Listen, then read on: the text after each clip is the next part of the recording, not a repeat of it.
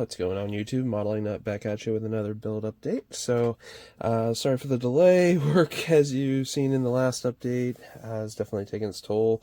However, got through most of that, so we are now kind of getting into time where I can get back to the bench, working on the fits, trying to get this thing finished on up. So, go ahead and just kind of show you around some of the different areas and what all I've gotten done.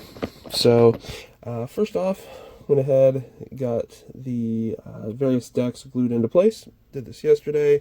For the stanchions or the support beams, I'm just using 0.030 or 0.75 millimeter rod, cutting that to length and then just super gluing that into place.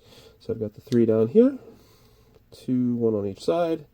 And so that's basically all of that together. Did get the first couple of decals on. Not sure if that was in the last video or not, but have the nameplates there. Still obviously have to get them here on the sides, but I'm going to hold off until I get a little bit closer to being done, just so I don't accidentally destroy them and, rub them off or something like that. So did have a little bit of an incident. Had to come back and retouch in some of the red. So still got a little bit of tidy up work to do there. The other thing I wanted to go ahead and note, zooming back in here, the ladders. So on the actual sheet that you get from with the kit, get that off of the sheet so I can actually pick it up, only has a handful of ladders, and they're all relatively small ladders. And what I mean by that is they are these here. You basically only get the 3 talls and 3 shorts. Well, that really doesn't help when the front basically are 4 talls. We have 2 talls at the back, or I'm sorry, 3 talls at the back as well that you're going to need. So, for the money, I don't believe they were that much. Tom's Model Works, set number, let me get that to lock in.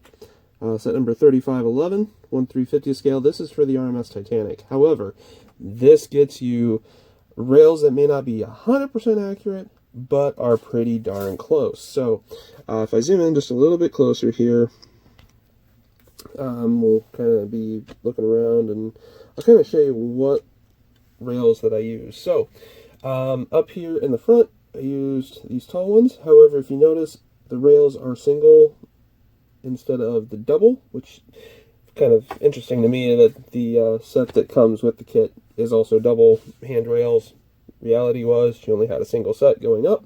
So just be careful, and you can basically cut off the top sets of rails. Now this is a little different design than what I used. I used these here for the front. But once you do that, you can still bend them up, bend out all of the ladder steps and things like that, and then it fits in there perfect. As you can see, I did have a little bit of paint chips. I'm going to have to come back and touch that in. For the guardrail, to prevent it from falling off, I have to have another set, or the entire set of Titanic details. I was working on a 3/50th scale version. To be honest, I abandoned that just due to other issues with the kit. But what I did was I took the lifeboat rings here, flipping them over, so putting them in an upside down configuration like this to get me the rounded corners. I basically cut off the top 2 runs, and what that will get me then is the life jacket, or life jacket, goodness, that will get me the handrails that go basically here and over here. Now, as you can see, I got to touch back in some black.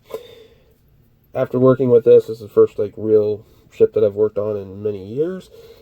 Definitely don't get too overwhelmed about touching up paint.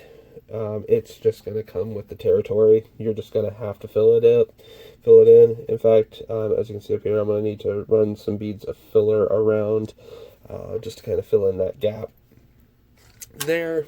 It doesn't look as bad as what it does in this super magnified version, but again, nonetheless. Then for the for the handrails around the top, I went ahead and used these 3 bars. So you can see there, the one that's cut out like the letter E. I've used those 3 bars, but I go ahead and cut the bottom bar off. And what that does is then gets you this nice 2 rail that would go around to, prevent anybody from falling down the flights. Now, the ladder here doesn't match up as well as I would like, just because of the holes. You do have to dramatically enlarge the holes from the original. So let me pull you back out, and we'll go to the other end here on the stern. You can kind of see it probably a little bit easier. So let's, not that far. Let's bring it back just a bit. All right, so these 2 holes here are the original design for the cutouts. Those do not fit it.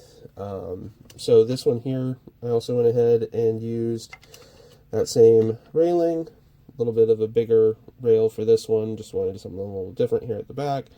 But again, the same ladder configuration that then takes you down to the main deck. So again, just just because this kit didn't come with the proper parts, doesn't make it a bad kit or anything like that. It just kind of is what it is kind of situation. And sometimes you just have to kind of roll with the punches of these short run kits and stuff like that. Again, it's the only thing that's available in this scale. But basically at this point, what I still have to get done, this is still just a soft fit on here, just to keep it relatively safe. But this entire decking area is pretty close to done. I'm going to double check.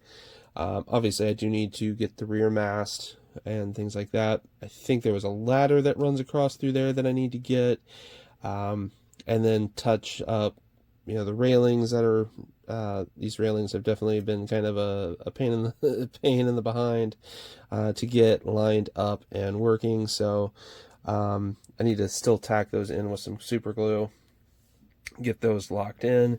Then this back section will be done. The other thing I went ahead and did on this was for the letter C. I just used a mechanical pencil. So I have one here that I had since high school, 10, 15 years ago. Basically just knock out the lead a little bit, and then dip that into the paint, and then carefully draw out the letter C. I used a template for the star paint template that I have, as the decals weren't bad, but they definitely left a bit to be desired with the vertical striations. The other side, we can get this to set just for a moment this way.